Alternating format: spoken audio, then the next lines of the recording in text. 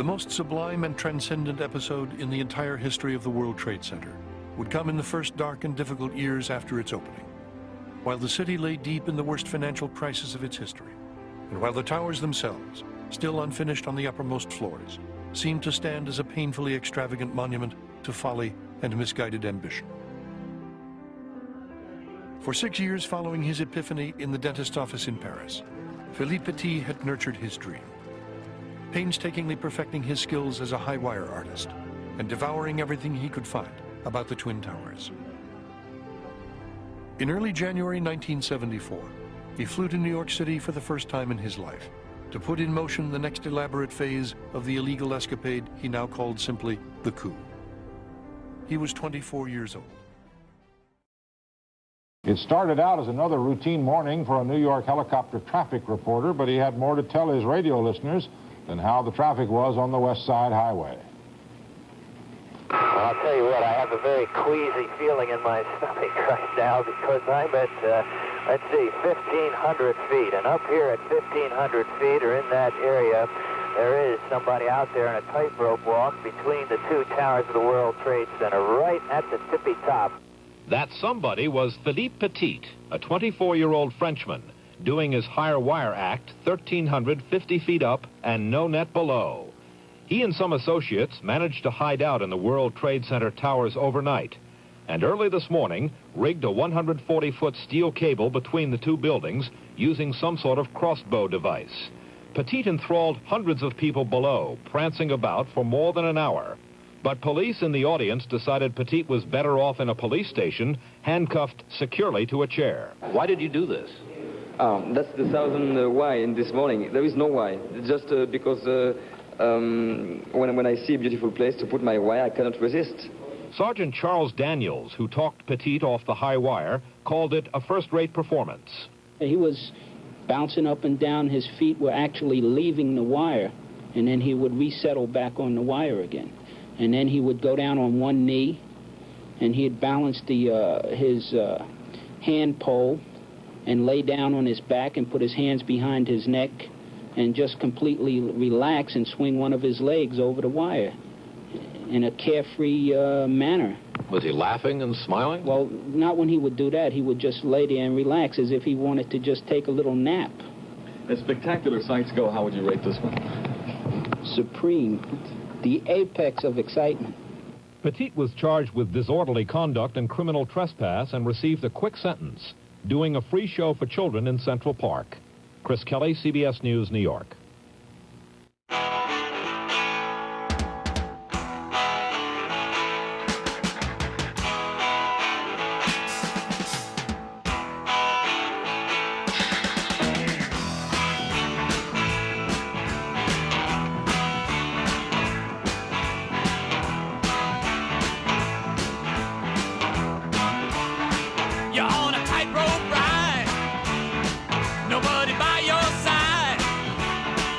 You're all alone, gotta find a new home.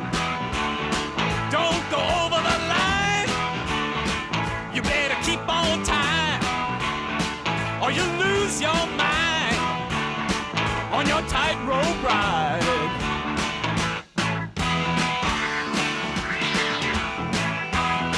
Watch out, don't fall. Careful, don't slip. You better get your balance. You have to feel the way. There are no more questions, no answers today. There are no reasons. There are no more rhymes.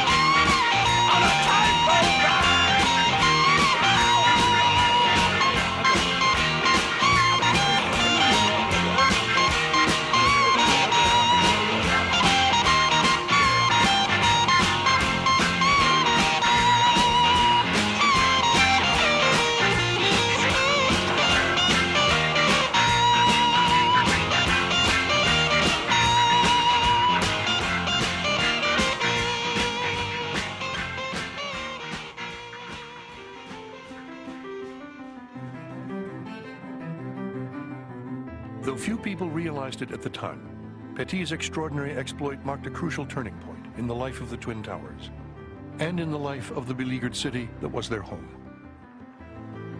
In the decades to come, the fortunes of both would undergo a remarkable transformation as the foundering city, all but written off in the darkest hours of the fiscal crisis, began to rise in new and unexpected ways.